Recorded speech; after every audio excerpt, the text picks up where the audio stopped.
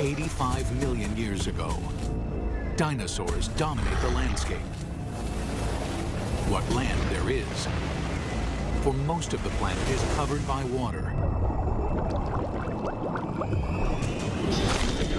These vast oceans are a cauldron of violence, a world much more dangerous than the land above. This is the brutal world where an ultimate predator is born and bred. This mosasaur was the most dangerous creature in the most dangerous ocean ever. It's 45 feet long. It's the size of a Greyhound bus.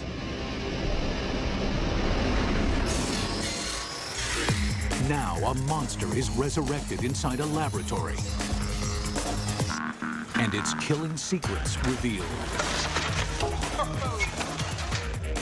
This is a mosasaur, and this is a megabeast.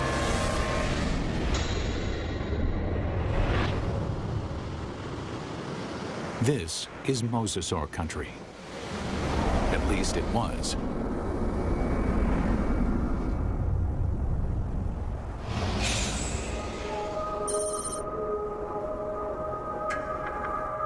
Where I'm standing would have been the bottom of the western interior sea about 85 million years ago. Mike Everhart is one of the world's leading experts on mosasaurs. The horizon would have been ocean for as far as you could see. The seaway stretched for hundreds of miles from where we're standing. At this time, the climate is warmer, so there are no polar ice caps. Sea levels rise until well over 80% of the planet is covered with ocean. The center of North America was covered with water from Nevada to Missouri, from the Gulf of Mexico on up past the Arctic Circle. The floor of this ocean, known today as the Kansas Chalk, was created by billions and billions of nanofossils, the shells of tiny plankton that drifted down and were deposited on the seabed. What we're looking at here is literally hundreds of thousands of years of deposition on the sea bottom of the western interior sea. What we see back here is roughly an inch per 700 years to build up that much chalk. So there's untold billions of these animals there. And entombed in this chalk are giant fossils of mosasaur. In the late 1830s, the bones of the beast are first uncovered in North America. This is where the mystery of the mosasaur begins, because nobody can say just what this creature is. It is a question that first arises when a massive skull is found near the Meuse River in Holland. The first guy who looked at it thought it was part of a fossil whale. It was also thought to be the jaws of a crocodile, a giant lizard, and one person even suggested it was a dragon slain by a medieval knight. A French paleontologist described it as a mosasaur, meaning Meuse River reptile. Eventually, the American bones are matched up with the earlier fossil find in Europe and correctly identified as a mosasaur. Over the next 80 years, as scientists begin the serious hunt for dinosaur fossils, a pattern emerges. In every corner of the globe, they find mosasaur bones. This points to one conclusion. No other predator has ever dominated the planet like the mosasaur. This guy weighed 8 tons. It could easily swallow a full-grown human male whole, just like a tater tot. Scientists investigating mosasaurs realized that nothing on Earth could have stopped them. It took a cosmic catastrophe to end their reign.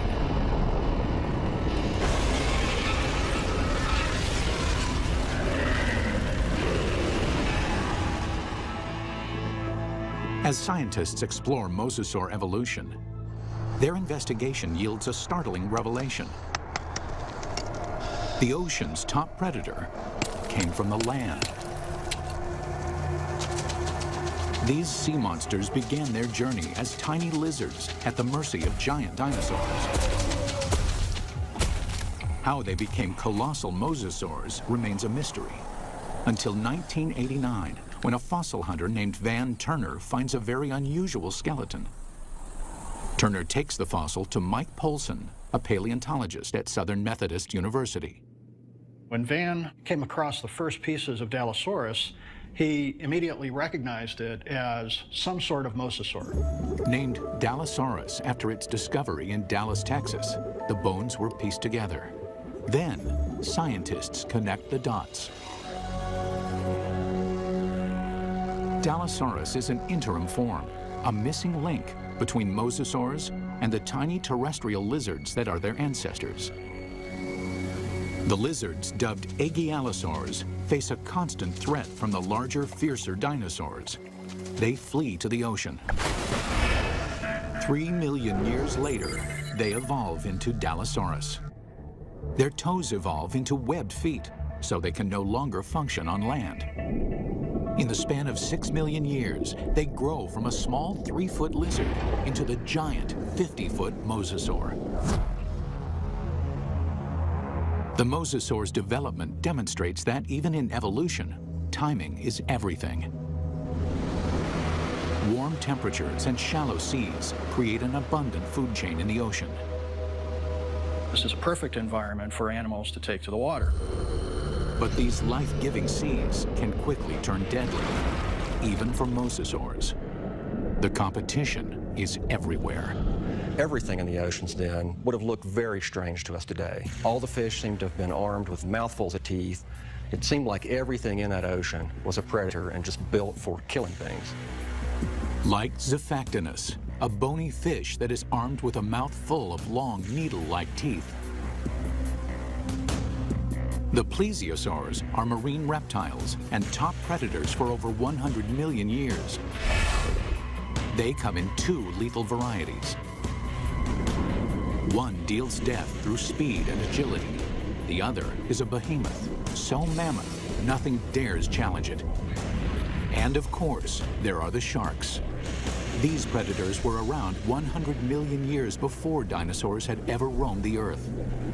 This is a tooth from a large shark that lived during this time, during the age of mosasaurs swam in this ocean. It's from a shark called Cretaceous Period, the genus shark. And I called it that specifically because it's sliced and diced. The Ginsu is a giant shark. Reaching a length of 25 feet, it dwarfs any modern great white. This shark was literally able to bite through bone. We know that because we find pieces of mosasaur that have literally been severed from the bodies, swallowed, partially digested, and then regurgitated again. To survive, mosasaur had to change its land-based behavior, tearing out a place for itself at the very top of the food chain. But what allowed this creature to evolve into such a relentless killer? It's all in the bite. You'd probably be in shock after a bite like this.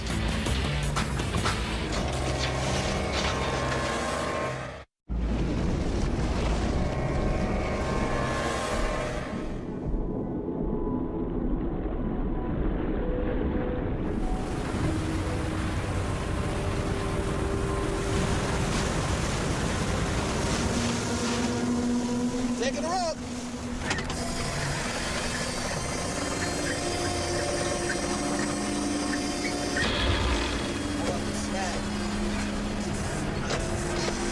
Give me more power.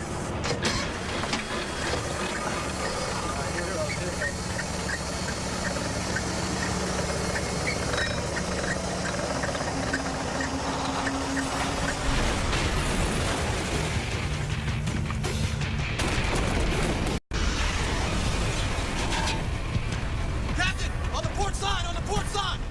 It's coming back.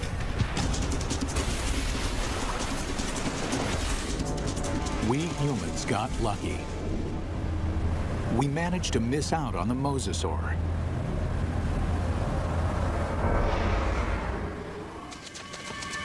"95 million years ago, it is just a small lizard forced to flee into the ocean.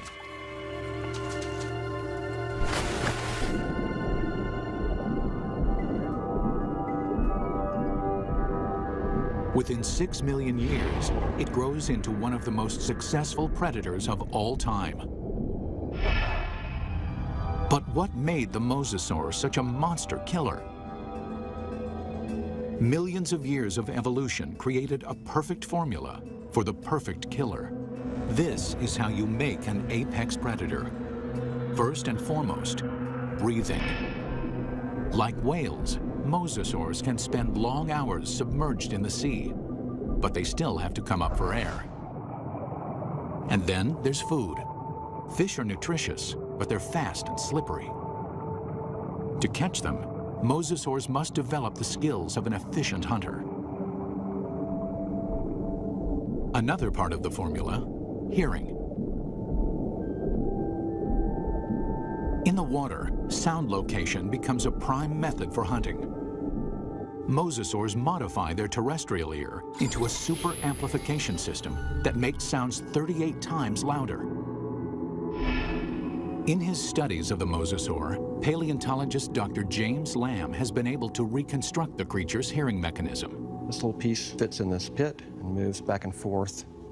And then this piece fits here, and a small movement in this first piece creates a large movement in this one.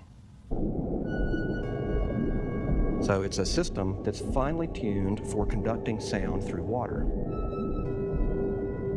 Even though sound can lead them to the prey, it's difficult to detect a target if it's in murky water. Here, mosasaur would have the advantage by using the keen sense of smell inherited from its land-based ancestors. A mosasaur like this would have had a tongue that would have functioned exactly like a monitor lizard's tongue. The reason why the tongue is forked is so that the animal can smell in two different directions at the same time. This is smelling in stereo. One more addition to our killing formula. Sonar. The last piece in the puzzle is this set of nerves that run down the side of the upper jaw and especially are concentrated here in the snout. And it's a system for detecting the pressure wave given off by the prey. Mosasaur uses this pressure wave sonar to hunt, much like modern killer whales use echolocation. All these adaptations mean mosasaur has a good chance of locating dinner, but they still have to catch it. And chasing down fast, elusive prey requires jet-like speed. So how does an 8-ton, 50-foot monster propel itself? This alligator has another piece of our formula, a massive tail. Along with crocodiles, gators have a long, flattened tail shape similar to mosasaurs. They use the whip-like action of their tails to move quickly through the water. One of the things you notice, first off, when you look at a mosasaur, is fully half the length is the tail. Mosasaurs retain their terrestrial lizard shape, except for the tail, which evolves from a round snake-like shape into a wide, flat paddle. If you look at the vertebrae on the tail, they have expanded bony struts top and bottom for the swimming organ that helps them swim. Using modern gators and crocs as a comparison, scientists estimate a mosasaur can reach a top speed of 30 miles an hour. Its whip-like tail is good for quick acceleration, but not sustained high-speed chases. Fish are built to swim fast and far. Mosasaurs won't win a marathon, so they have to strike quickly.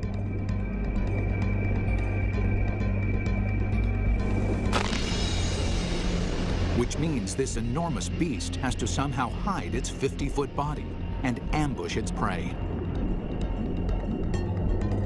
Imagine that this animal is sitting on the bottom, takes a deep breath, it just waits there for something to swim by, close enough that it can get that sustained burst of speed to go out and catch it. Speed and surprise are two critical elements, but mosasaurs also need agility. That's where the paddles come in. They propel themselves with the tail, they steer with the paddles. These paddles are short and strong, allowing this long lizard to corner on a dime. Like flaps on an airplane wing, the paddles create drag, which makes them turn. For mosasaurs to be successful underwater, there was one land-based trait they absolutely had to jettison: their sensitive inner ear. The inner ear controls a creature's sense of balance. For land-based predators, maintaining balance is critical. If they stumble, their prey escapes.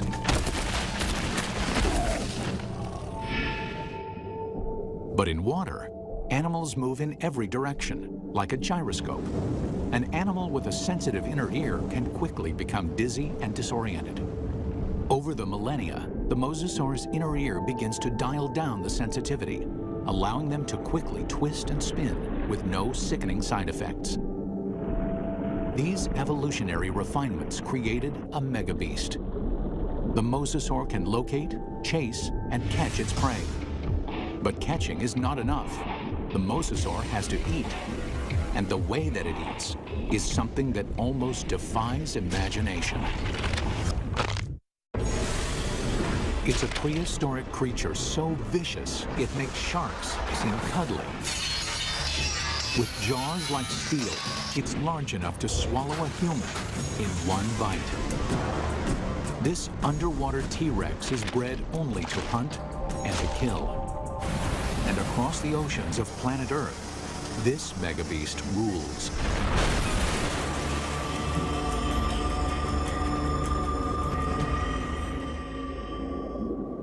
But 95 million years ago, mosasaurs had some serious competition from a familiar denizen of the deep, the shark. Prehistoric sharks, like their modern cousins, are vicious and durable, traveling vast distances, ripping apart any creature that gets in their way. Sharks had been around for over 250 million years when mosasaurs evolved onto the scene. At that time, the largest, fiercest shark in the water was the giant Ginsu shark. The Ginsu would have, of course, looked very much like a modern great white, a very big, heavy-bodied shark. At a length of 25 feet, the aptly named Ginsus are over 10 feet longer than a typical great white. With mosasaurs and Ginsus hunting in the same waters, one thing is certain: there will be blood. There was quite a competitive relationship going on when the big sharks and the mosasaurs were running into each other frequently. And at least at first, the mosasaurs were losing a lot. There's definite evidence that sharks attack mosasaurs. You can see right here that there are clear bite marks from the arc of the mouth of a shark that was attacking. These big sharks carved up a lot of mosasaurs.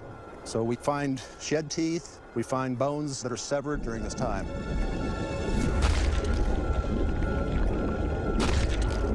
While an adult mosasaur can hold its own against a Ginsu, there are other mosasaurs. Mosasaur couldn't do any of that. So what they've done is to basically make a toothed conveyor belt to help sort of tractor the prey down its throat.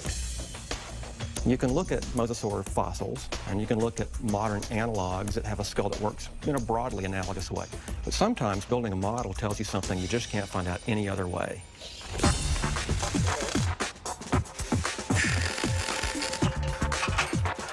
Dr. Lamb works with Real Effects in North Hollywood, California, to build a life-size mosasaur skull, complete with a set of death-dealing jaws.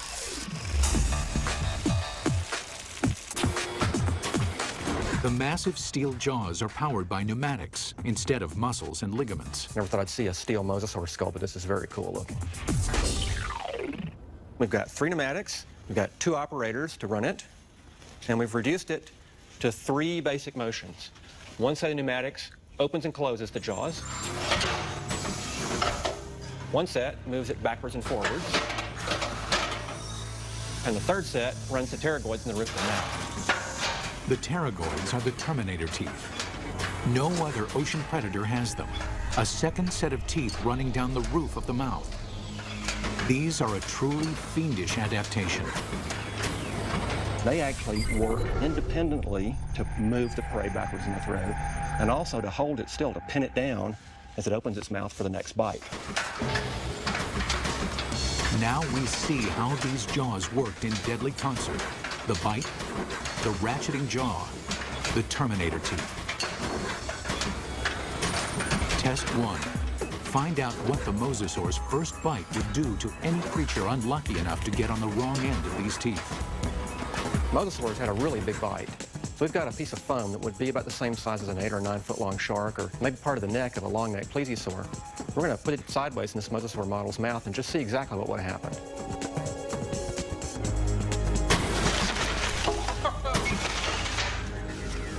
Well, that's going to leave a mark, isn't it? That's a broken neck. I'm pretty convinced that this thing would have probably killed something with the first bite. First time it bit down and ratcheted back like that, the thing's neck is broken. Test 2. Measure the capacity of its bite. Very simply, when our metal mosasaur chomps, how much ersatz meat goes into its mouth? We've got this piece of foam with 4-inch squares painted on it. We're going to feed it to this mosasaur and see how much with each bite this thing would have dragged its prey down its throat.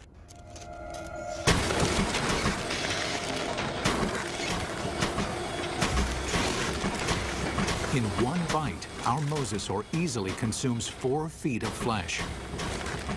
That means this mosasaur could eat a 20-foot animal in 5 bites, or an adult human in a single gulp.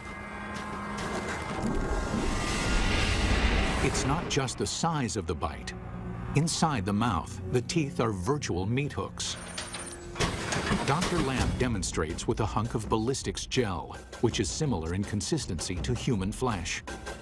If you put a piece of meat in the mouth, it can't move out because the tips of the teeth grab it like a fish hook. So we're just going to see if we can put this up here on these teeth. You can't come out this way because you're caught on these teeth. The only way you can really go is further into the mouth, which is really not the direction you want to be going. And let's just see what happens here.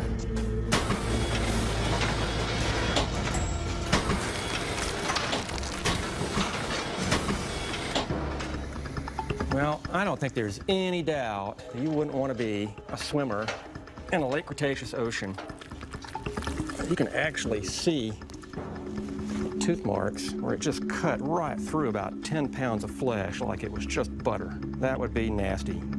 The only good thing about this is that you'd probably be in shock after a bite like this, and maybe you wouldn't feel the rest of it. Final test: how the jaws perform eating simulated live prey. The first fish is immediately trapped on the barb-like teeth. And the rest? Well, straight down the old mosasaur hatch.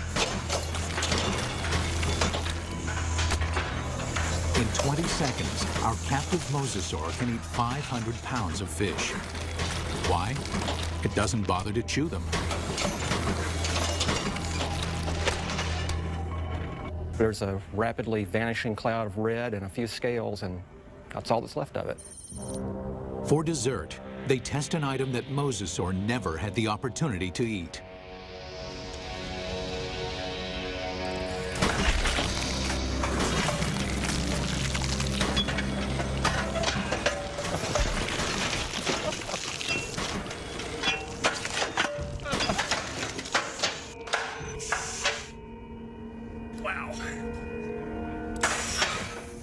Well, I'm not sure what we learned by that, but that was quite satisfying. It's abundantly clear why mosasaur is the ultimate success story of evolution, growing from a 3-foot lizard into an alpha predator. Although this megabeast drove all its enemies into extinction, fossil evidence suggests another enemy took their place. And this enemy is something the mosasaur has never seen before.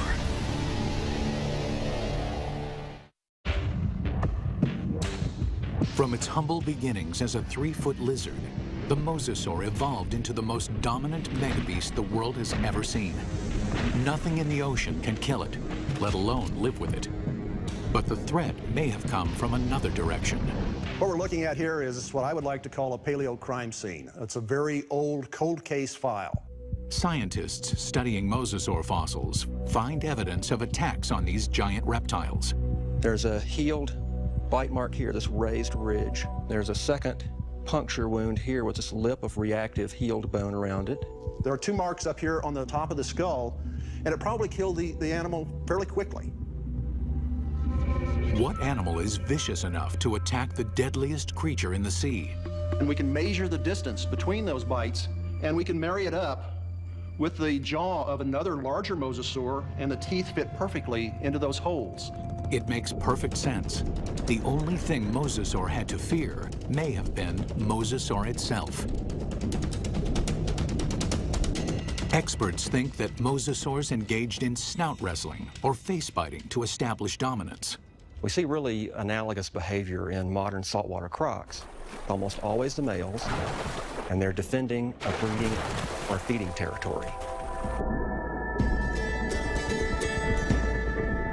A mosasaur battle unfolds like a bizarre undersea ballet.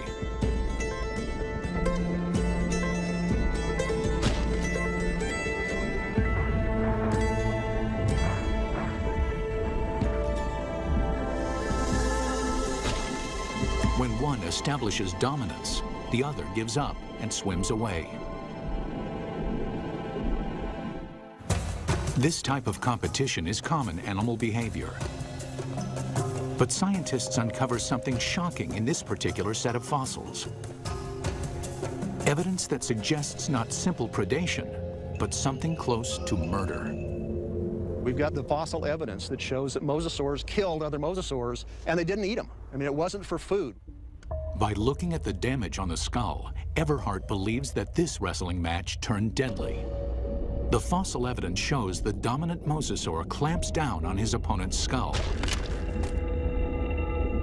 And as the skull of the mosasaur rolled to the side, these teeth pulled out and left these big drag marks across the bone, very deep wounds. Not only is the skull crushed, but evidence suggests the killer then broke the victim's neck. We found the neck laying off like this at a 45-degree angle to the skull, indicating that it's probably broken right up here next to the brain case. Not even great white sharks or saltwater crocs deliberately kill their own kind.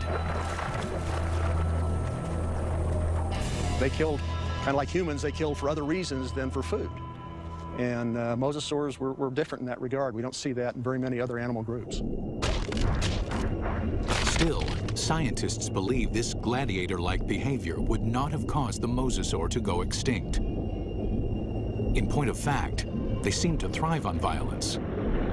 70 million years ago, with no other competition in sight, mosasaurs continued to evolve, becoming even more diverse. There's well over 50 species of mosasaurs. They began moving from the ocean into freshwater, seeking prey in swamps, estuaries, and rivers. Nothing on Earth could have stopped these megabeasts. Nothing on Earth, that is. It took a 6-mile-wide chunk of rock that slammed into the Earth 65 million years ago to end the reign of the mosasaur. We're talking about something that released as much energy as every nuclear weapon on the planet, times 1,000, set off all at once. The magnitude of this blast causes a shockwave of earthquakes and volcanoes. Mega tsunamis race across the oceans. A cloud of superheated dust and molten rain fills the atmosphere, blocking out almost all of the sunlight. This devastates the food chain. 75% of the species on Earth are wiped out. With its food supply drastically reduced, the mosasaur is doomed. This cataclysmic event paved the way for the development of mammals and eventually humans. But what if the comet had missed? If mosasaurs had been allowed to thrive, how different would our world be? We wouldn't have any whales, or dolphins, or porpoises, or seals, or sea lions. The oceans and all its fish would belong to the mosasaurs. Bring it down. Fishermen would find very little to catch, if indeed there were humans on the planet at all. These would be very ferocious, very hungry, active marine animals that you wouldn't want to share your ocean with. It's fascinating and frightening to contemplate what might have been had these megabeasts survived.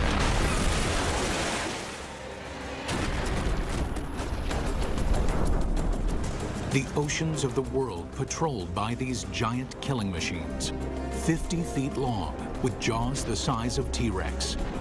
Always hungry, always waiting, just offshore.